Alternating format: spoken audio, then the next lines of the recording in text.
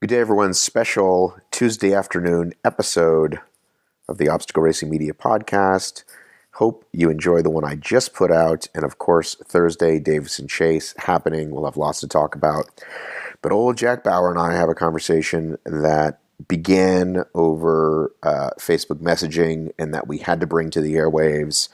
So listen to this very special Tuesday episode, and then you can decide who's right, me or Jack. You can post on Obstacle Racing Media. You can post on the Obstacle Discord, where many of you are these days. Who won this argument, me or Jack? Go ahead and listen and then post. Discord, bit.ly/OCR Discord. Enjoy. We're here today to have one of the age-old arguments.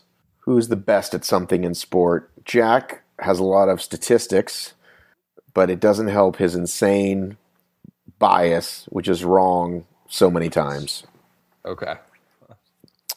Anything you want to say for yourself? Like, that was my introduction. What's your introduction going to be? Well, first of all, last time that I was on the show with you, you said that Zuzana wasn't one of the top 4 women of all time. So I don't know how trustworthy your stats are. Oh, my God. Yeah. So it's a good thing we're not in the same room right now, because we would probably end up punching each other by the end of this. Well, I guess I'll give the backstory. We're having a little chat, as we often do. Jack is, first of all, he's the only one doing it, which would make him the best if he was doing a bad job. And the fact he's doing a phenomenal job is great. He's become a valuable resource for me, for OCR Report. Spartan should have hired him 6 months ago. He's putting together statistics, racers against each other, against the field. Lots of great stats. We've talked about it before, but this thing specifically came up that I said, VJ's great for VJ. And then Jack said, well, VJ is the best obstacle racer in the United States right now. And I told him he was horribly wrong. Yeah. So go ahead and speak. Go ahead and give me your... I thought you were finishing this, because I was wondering what other... Well, now I'm going to let you... What's your reason why he's not the best? Let's start with that, and then I'll debunk your theory. Oh, okay. I thought I'd do it the other way and embarrass you, but I'll let me go first if that's how you want to do it. Yeah. So wait, just to be clear, you're not saying he's better than John Albin. You're just saying the United States racers or Canada? I'm saying that he is the best Spartan racer right now in the United States. John Albin has not raced this year. We can assume he'd do pretty well if he raced. But then again, look what happened to Ryan Woods the 2 races so far this year. Like, right. Here's who he's not better than. Okay, he's not better than Ryan Albin. He's not better than Ryan Woods. Ryan Albin. Wow, that's a pretty good guy. There's a new Ryan. Watch out for him. He's not better than John Albin. He's not better than Ryan Woods. He's not better than Ryan Atkins.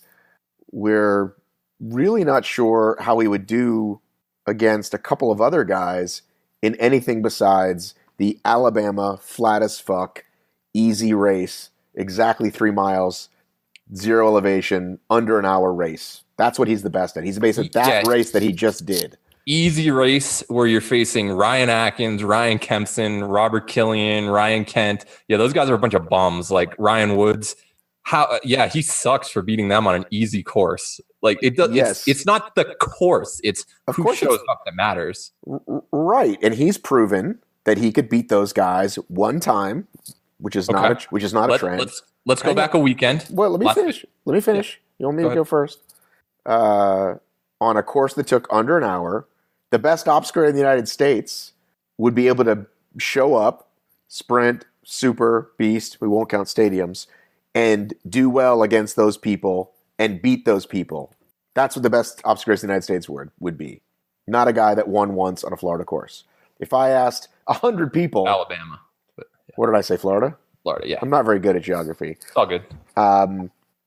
Woods doesn't miss the spear. It's a completely different race. We'll never know. But he's certainly not a better obstacle racer than Woods or Atkins, who I would put up against him. And we're gonna know. Well, we're not gonna know because he's not even gonna race the supers.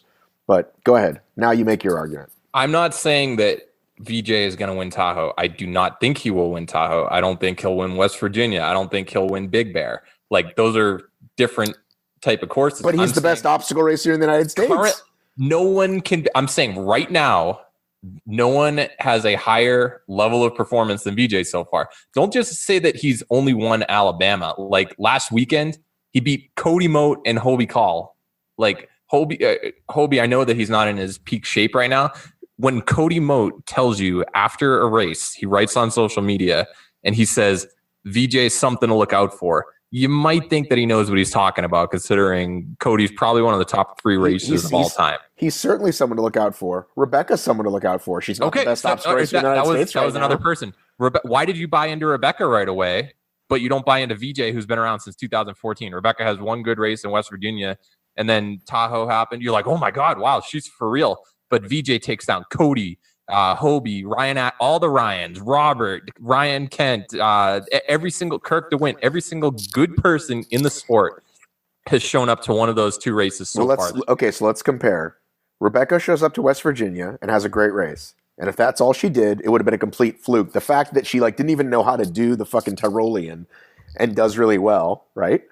Then she shows up to the most stacked field there is in the world, doesn't crack under the pressure, performs really well. Was she second or third? I can't remember. At Tahoe, she was second. Second to the best obstacle racer ever, Lindsey Webster. So that's why she's proven herself against the field in 2 races. She came in 4th and 3rd she came in 4th when she missed 100 fucking burpees and came in 3rd last week. Okay. Against the two best obstacle racers in the world, Nicole and Lindsay. Okay, statistically speaking, back to VJ. I understand your reason for buying into Rebecca. VJ has been on the OCR scene since 2014. He won his first ever race in 2015. I love that you're holding the microphone because you're so upset right now. I'm sitting on a couch and I have my laptop on my lap, so it needs to balance. All right. Okay. But anyway, so VJ won his first race in 2015, won another one in 2016, had another podium. 2017, he ended up winning 4 races. 2018, last year at the National Series, he podiumed in Seattle, and then he ended up getting second in Chicago. And then this year, he's 7 for 7 this year. He's not dodging competition. All these other races, they might not be U.S. Series level, but he's having all, like Kirk DeWint shows up, Ryan Kent shows up to some of these SoCal and Arizona. Nikolai Dam, I know that most people in the U.S. don't care about international racers. Leon Kofoot, both of those guys are legit top 5 in the world short course. Top 5 is not the best, though. The best is Albin Atkins. Who would you say is the best racer in the U.S. right now? That only races in the U.S.? This is a weird thing. Like on the U.S. Who primarily, like Ryan Atkins, he's Canadian, but I consider him a U.S. racer because he mostly races in the U.S. Like, would you say he's number 1? Would you say Killian, Cody Moe, Ryan Kempson? Who would you say? Atkins or Woods. Okay. How did they do against VJ this year at this point? They came in second at 1 race. It's not just 1 race. That's what I'm saying. He's taken down everybody so far. He raced against Atkins once. I'm aware of that. And he beat. How can you say that Ryan Atkins right now in his current shape is a better racer right now than VJ Jones? VJ is 7 for 7 against really good competition so far. So I ran the numbers. Jacksonville, the first U.S. Series race, was 0.1% of a deeper field than Alabama. They're basically a wash. Right. Jacksonville, statistically, if you exclude every single world championship race there's ever been, like Tahoe, Killington, and then that first Texas one, if you're only looking at the NBC races, U.S. Series races, whatever, Monterey, 27. If your argument is he's number 1 on my stats thing, the way you do it, that's fine. But he's not the best. He's number 1 ranking. Sure, he's not the best. And the ranking is based on his perceived level of performance through the history of Spartan relative to how good the fields have been over time. This is how you get to be considered the best. Beat the best often. Okay, and he absolutely will. Like, do you think that? Okay, what did you think of Ryan Kempson? Hobie and Cody are not in shape. It's both of their first races since Tahoe, like maybe even the year before for Cody. DJ almost beat Ryan Atkins in the 3K last year at NORAM in Vermont. Okay. So, I mean, Ryan Atkins was in pretty good shape for that. Would you agree? Yeah, I don't. Sure. It was right before West Virginia, month before. But I'm saying your stat. This is the same guy who's like Bracken beat these no names at the Abominable Snow Race by 10 minutes. He must be good. That's why your logic is flawed. Okay, Bracken has. So by telling me he beats Nikolai Dam and other people that aren't nearly as good as Wizard Atkins, then does not make you the best. Well, I mean, I don't think that he's as good as Atkins, but Nikolai Dam did have a faster time in the 15K than Ryan Atkins this past year, but in London. But anyway, I know that most people. Anybody, dude, if you're going to talk about a guy doing really well against a guy once, it means nothing. I know that. Yeah, you have to produce over and over and over again, right? Okay. Like even Kempson, right, who's done great, hasn't done a race over an hour, right? Yeah, and I'm aware, like, not everybody's designed for. But that's what makes you a great obstacle racer. That's what makes Woods and Atkins and Albin great and the best, because they do well at all the levels. Yeah, VJ was still top 10 at Tahoe last year. It's top not like 10 is not the best. I know, and I'm not saying, and I open this argument saying I don't think he's going to win Tahoe, but right now, if you take that middle distance, you have sprints, supers, and beasts, and stadium also. He's won a stadium race before in LA, but like that's kind of the middle ground. You can go shorter, you can go longer, unless you're getting up to like the 3 hour rate. VJ is holding his own, and I guarantee you, if this was an hour and a half long super, still would have won the race. He came into the race. I don't think so. Ridiculously fit, and the stats didn't lie on that. At an hour and a half rate, I don't think so. I'm going to play this quote. Let me see if you can hear it. Tell me if you can hear this. I don't really care about the series. Yes. You know, I don't.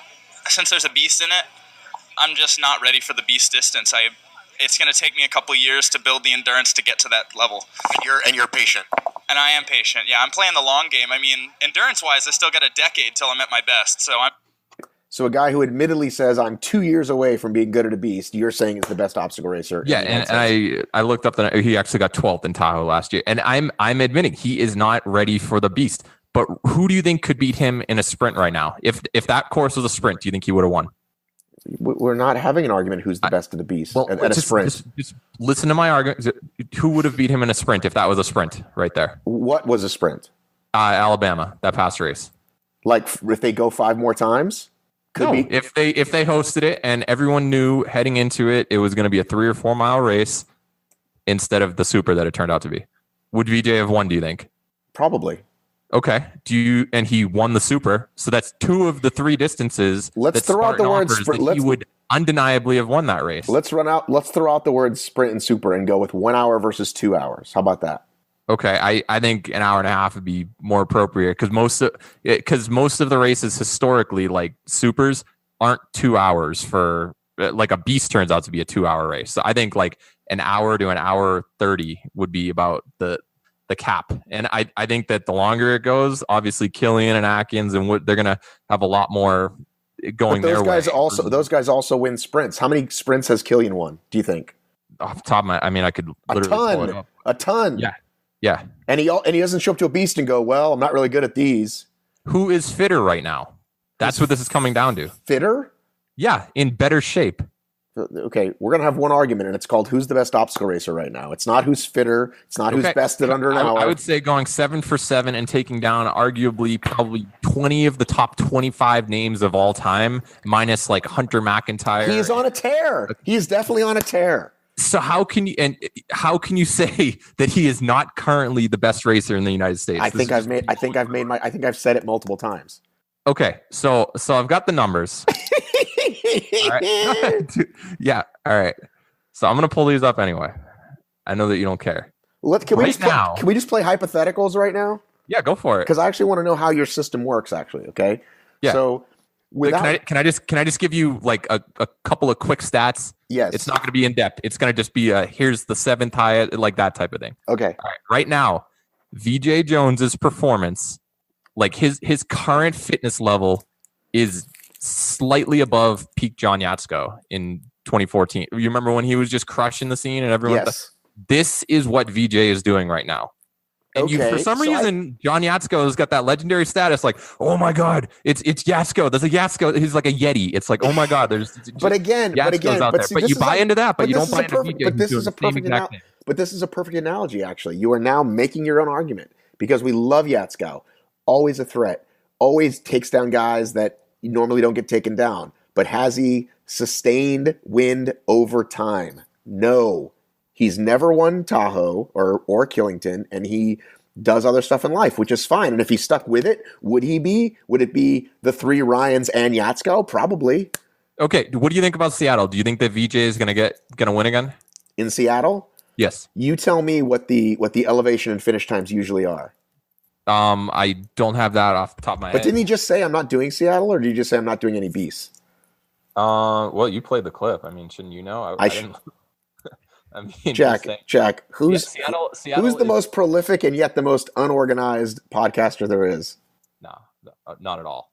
But okay, so Seattle. No, me. That's me, not you. Oh, that's yeah, me. Absolutely. Yeah, I'm aware of that. Your mind goes all over the place. But anyway, back to the argument. VJ currently is performing at the 7th highest individual ability level of all time based on the numbers, just ahead of Yatsko and barely ahead of Hunter McIntyre also, in terms of like how dominant he has been. Okay, the only people ahead of him are Albin and Atkins from last year, but Atkins is not in his last year's shape. Colby Call just a couple of times because he's obviously had a great stretch.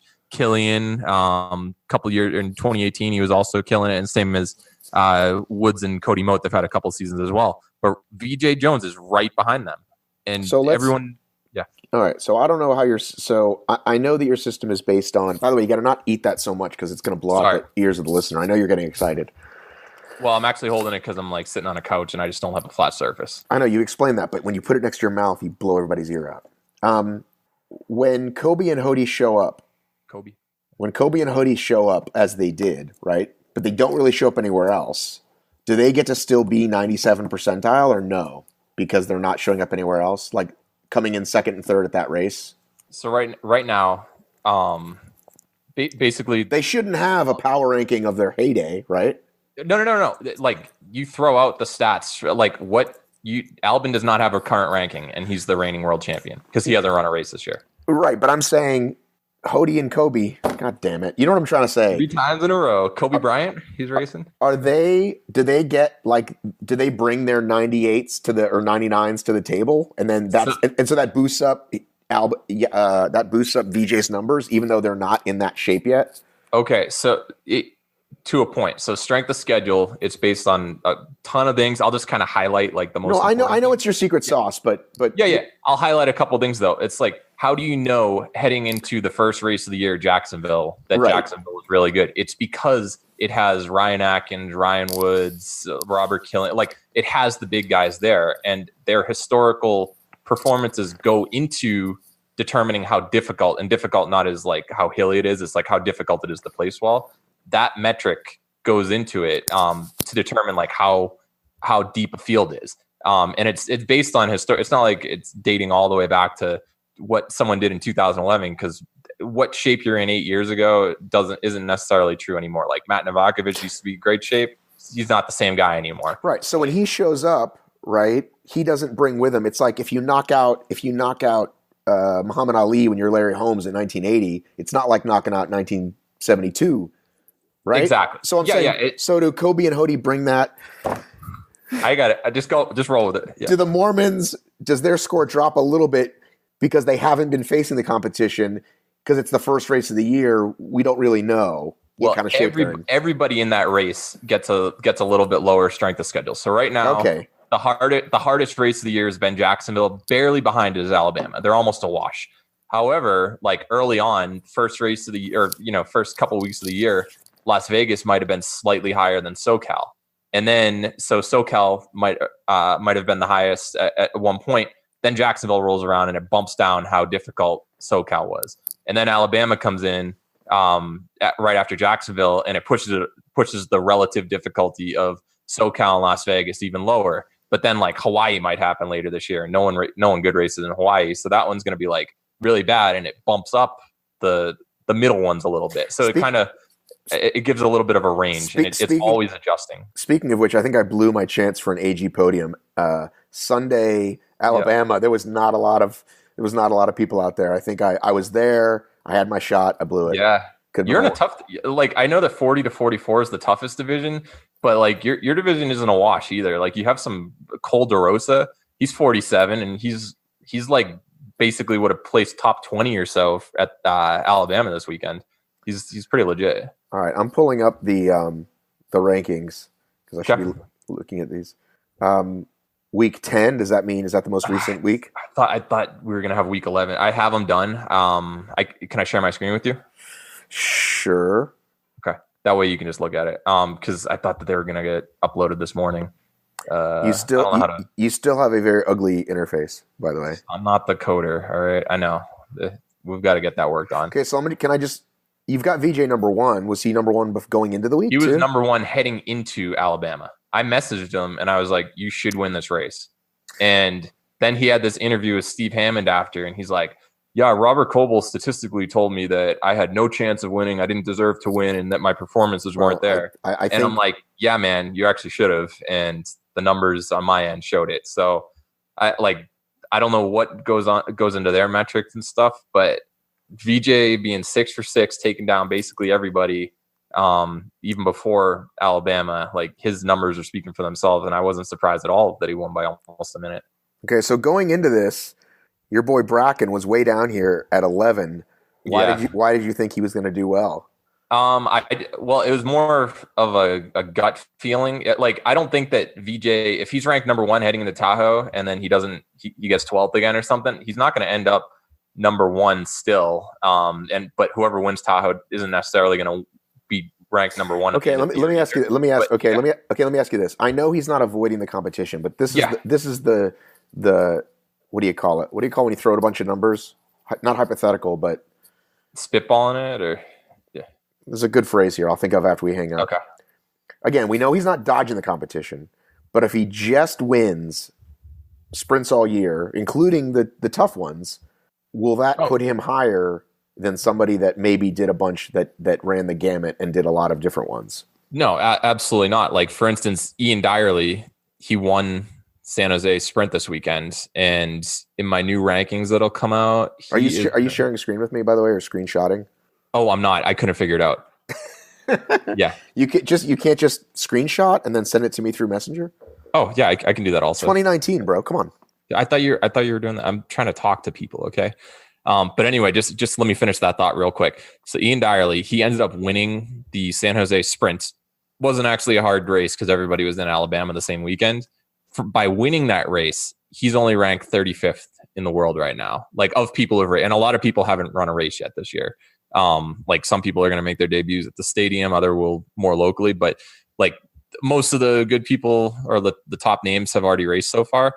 But winning a single sprint isn't even close to as impressive as winning, or getting 15th in a hard race. Right. So here we are back at this old argument, right, about should there be separate, right? Because let's say Isaiah, goes 10 for 10 at stadiums. Yeah, and beats. But his strength of schedule, it's not like he's cherry picking the Sunday Indiana Sprint and then necessarily going to Idaho or something where no one. But I'm saying if Isaiah does that, he's going to be in your system somewhere, probably pretty high. And the stadium, but you and I know that it's very different. A 25-minute race is very different than even a sprint, right? Absolutely. So like last year, if I'm looking at the top 30, 40 names, the lowest difficulty rating of anybody was Yuri Force, and he's ranked 39th. Like, he's really good, obviously, savage races, and he's probably in that. We had that argument actually that good couple days ago, but he's obviously very legit, but he just hasn't proved himself. And Isaiah probably he has the third lowest difficulty of the top 50 last year, and he ended up being ranked 18th. So in the US, so winning does get you far, but like Kirk DeWint's a little ahead of him. Ryan Kempson was a little ahead of him. Ian Hosick was as well. They weren't necessarily winning, and they might not. I don't even know if they had more than 2 or 3 wins versus Isaiah, who probably had 10 or 15 last year, or at least podiums. But facing harder competition, you get rewarded, even if you're not winning or even if you're out of the top 10. Like, if you've put up an impressive mark, that's what really matters. Right, but what I'm saying is that stadium seems like it should be completely different because it's just totally different competition. Like Bracken already admitted, that's it. I'm stadiums here on out, right? And so it's true, but last year, if you take out the U.S. series, like Utah, West Virginia, Tahoe, like all the big races, the next 2 toughest races in the entire year, almost comparable with Seattle and Chicago, were the Dallas Stadium and Citi Field. They were the next 2 hardest races. So you're having legit competition at those as well. But if you're talking the Phoenix Stadium, in the middle of the season on the same date as another big race, or like a week before or after, like that's going to have a really crappy rating. So even winning that, you're not going to really do much to help your score. Well, you're not going to go down by winning it, but you're not going to help yourself. Right. Suffice to say, your system is great. Like I am not. I mean, I started by saying you're doing the Lord's work, the OCR Lord's work here. You're doing great work. There's so many different factors, and it's absolutely the best thing we've seen so far. Sorry, Coble, you're a good human being, but no, I would never believe you when it comes to saying, like, you clearly, if that was what you said to VJ, like, I would never say that to VJ. Like, Are you sure? It sounded like you would. Yeah. I would not have predicted him to win, but I would never say, well, you'll never win. Now, again, if old Woodsy quits fucking falling into barbed wire and or missing the spear, it becomes a different race. Kempston admitted if Ryan was on his heels, he probably would have caught him, like, at that first one. And would VJ have still ran away by 2 minutes? Who knows? If he had that guy up his ass and then he blew up, like that's all the factors that come into the longer races, right? Is can you hold it without blowing up? Can you hold it without choking and falling off something? You know, like all that stuff happens. Johnny Lima missed a freaking bell. He should never miss a bell, right? Like mile 1. And there goes, it's kind of like Bracken when we forgot to close on him, but like he basically said on his podcast, he went out too slow in Jacksonville. He wasn't going to do it again. And just some of the workout times that he's been putting up that Benny's told me or he's mentioned, like I thought that he was going to just come out and sneak into the top 5 at the end of it, but he just missed it. Bracken has a podcast? He does. Oh, yeah. Okay. I think he's got about 3 or 4 episodes so far. Oh, interesting. That's very interesting. Well, here's the thing. Here's what I like. Always liked Bracken, right? Yeah. But I've said multiple times to people already, I can't remember if I said it on the mic or not, that Bracken said, I'm here to win, right? Not this like, well, I'm just here to race my race and all my competition is great, blah, blah. He's like, no, I'm here to win. Now, he got his, let's just say, ass handed to him, right? But he still didn't change him from being confident up front. And then, you know, we talk about the excuse machines. He's like, I ran into a lot of fast competition today. Like, just owned it, right? No excuses, no nothing. And is like, I'm going to do what I said I was going to do, which is if I got my ass handed to me, go to stadiums. But you got to appreciate a mature athlete that just says that. Yeah, like, nothing about missing a flight or you know, not getting sleep or you felt sick 2 weeks ago, so now your ankle hurts. Yeah, right. Do you feel as if the sport has kind of grown up in that way, that more people are owning their races? No, I know that. No, I think it's super rare. I think because I think that Atkins came out with an article. I think he wrote it for you like a year or so ago, and it was sort of like, you know, just bashing everybody who makes fun of or who just makes all these excuses.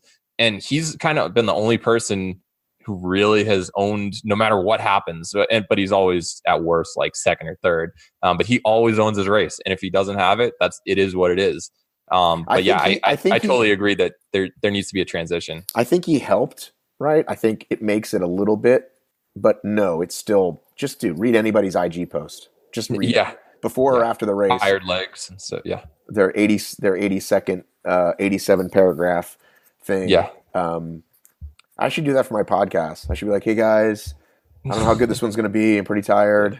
My Dunkin' Donuts wasn't good this morning. I didn't have my pre-race poop properly at the right time. All right, well, listen.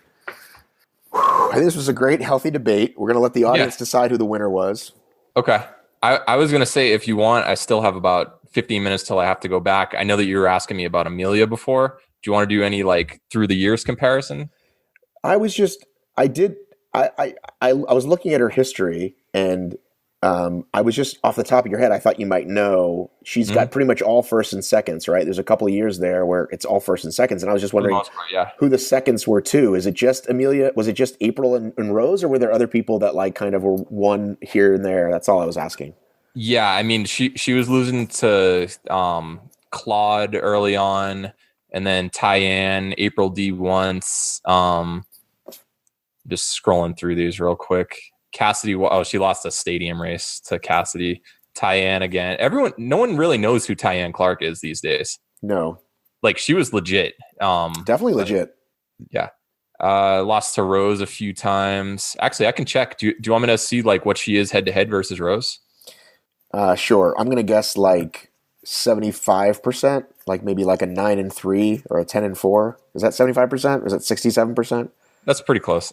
So right here, at 7-3, Amelia holds the edge. So 70%. That's pretty good. Yeah.